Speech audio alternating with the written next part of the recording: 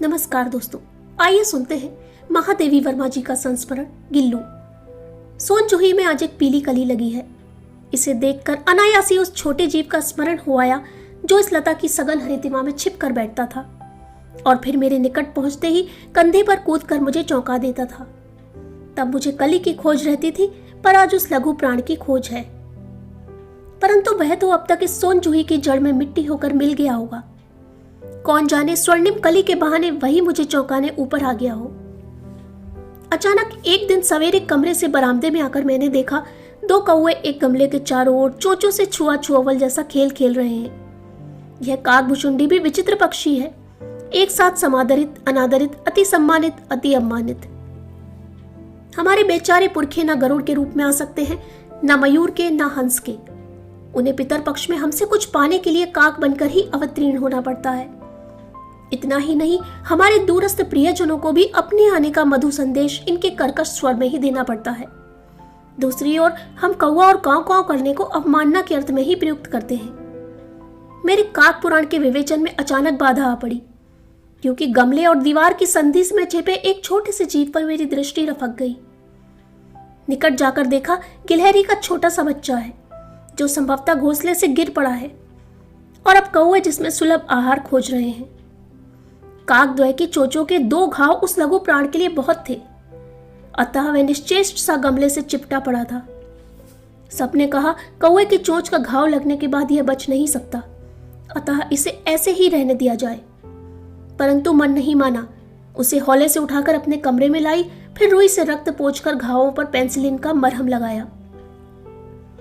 रुई की पतली बत्ती दूध से भिगोकर जैसे तैसे उसके नन्हे से मुंह में लगाई, पर मुंह खुल ना सका और दूध की बूंदें दोनों ओर ढुलक गईं। कई घंटे के उपचार के उपरांत उसके मुंह में एक बूंद पानी टपकाया जा सका।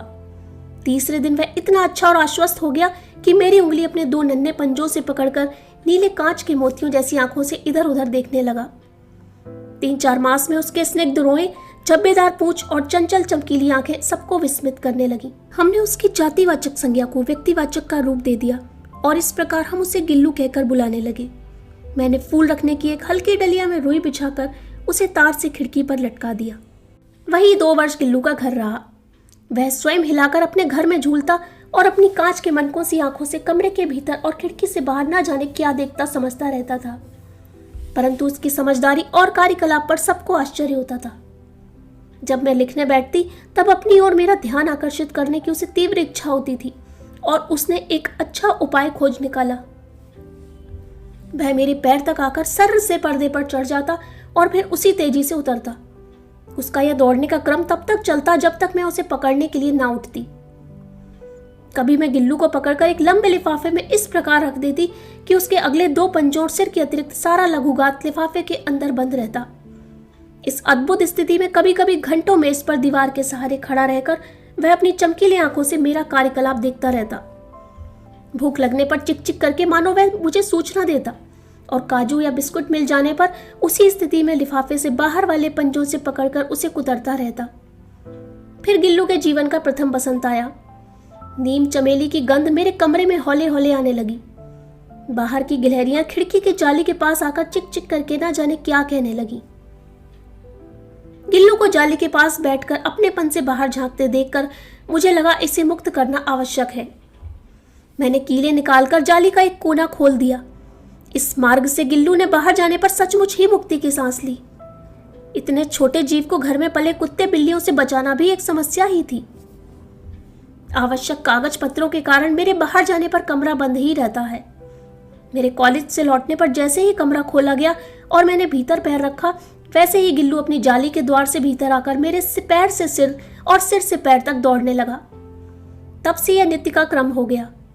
मेरे कमरे से बाहर जाने पर गिल्लू भी खिड़की की खुली जाली की राह बाहर चला जाता और दिन भर गिलहरियों के झुंड का नेता बना हर डाल पर उछलता कूदता रहता और ठीक 4 बजे वह खिड़की से भीतर आकर अपने झूले में झूलने लगता।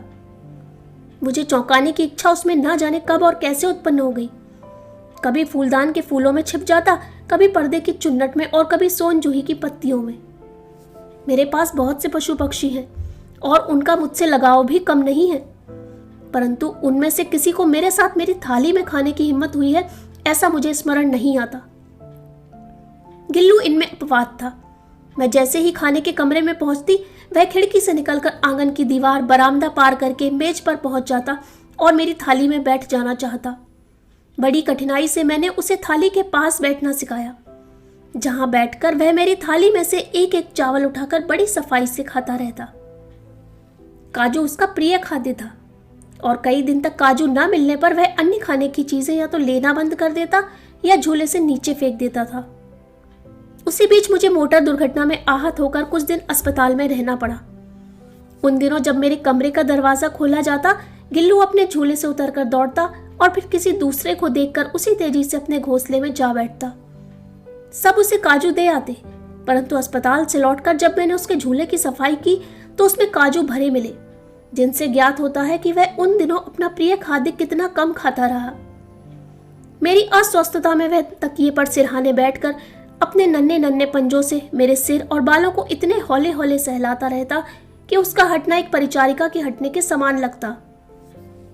गर्मियों में जब मैं दोपहर में काम करती तो गिल्लू ना बाहर जाता, ना अपने झूले में बैठता। उसने मेरे निकट रहने के साथ गर्मी से बचने का एक सर्वथा नया उपाय खोज निकाला था। वह मेरे पास रखी सुराही पर लेट जाता और इस प्रकार समीप भी रहता और ठंडक में भी रहता। गिलहरियों के जीवन की अवधि 2 वर्ष से अधिक नहीं होती, अतः गिल्लू की जीवन यात्रा का अंत आ ही गया। दिन भर उसने कुछ न खाया, न बाहर गया। रात में अंत की यातना में भी वह अपने झूले से उतरकर मेरे बिस्तर पर आया और ठंडे पंजों से मेरी वही उंगली पकड़कर हाथ से चिपक गया जिसे उसने अपने बचपन की मरणासन स्थिति में पकड़ा था। पंजे इतने ठंडे हो रहे थे कि मैंने जागकर हीटर जलाया और उसे उष्णता देने का प्रयत्न किया, परंतु प्रभात की प्रथम किरण के स्पर्श के साथ ही वह किसी और जीवन में जागने के लिए सो गया। उसका झूला उतारकर रख दिया गया है और खिड़की की जाली बंद कर दी गई है, परंतु गिलहरियों की नई पीढ़ी जाली के उस पार चिक चिक करती ही रहती है और सोन जूही पर बसंत आता ही रहता है। सोन जूही की लता के नीचे गिल्लू को समाधि दी गई है, इसलिए भी कि उसे वह लता सबसे अधिक प्रिय थी, इसलिए भी कि उस लघुगात का किसी बासंती दिन जूही के पीताब छोटे फूल में खिल जाने का विश्वास मुझे संतोष देता है।